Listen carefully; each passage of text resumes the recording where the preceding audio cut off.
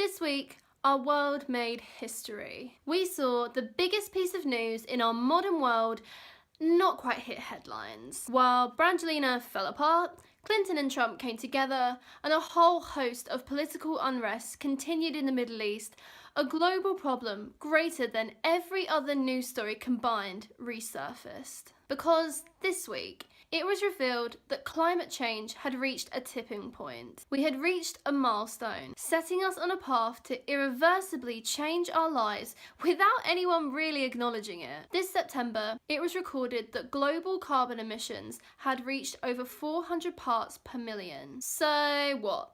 That seems pretty normal, right? Now, can we talk about Brangelina? No!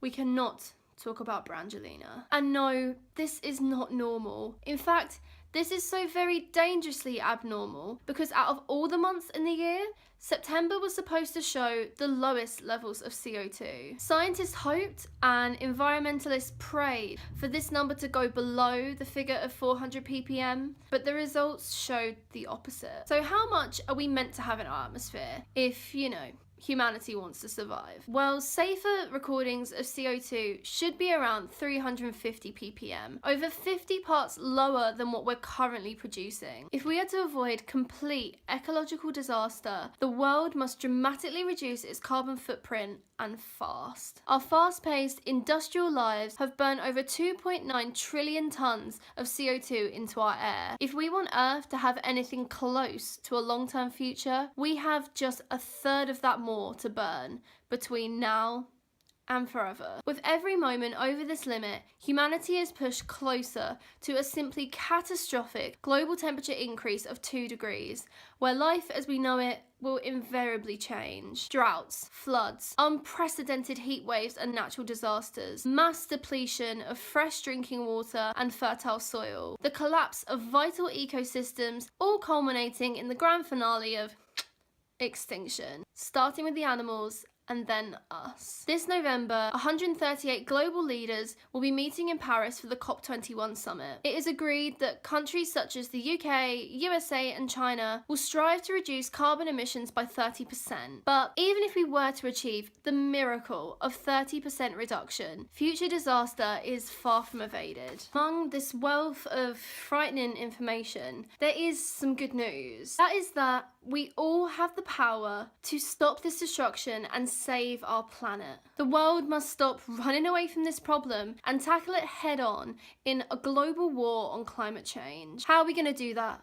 Firstly, as society, we must put pressure on our governments and hold them accountable to taking decisive actions on fossil fuels. More than ever, money needs to be invested in clean energy initiatives and subsidies so that these problems are recognised on the global political stage. As individuals, our role is even more essential, and this is where people will want to stop listening. But this issue is too important, too vital for this information not to be heard. We are no longer fighting for our children's lives and their children's lives. We're fighting for our own. One of the greatest, most effective ways that we can personally help to reduce climate change is by, as far as possible, adopting a plant-based vegan diet. Animal agriculture is one of the most destructive and most unnecessary industries in our modern world. It creates 60 billion more mouths to feed. It requires 18 times more land, 13 times more fresh water, and 11 times more fossil fuels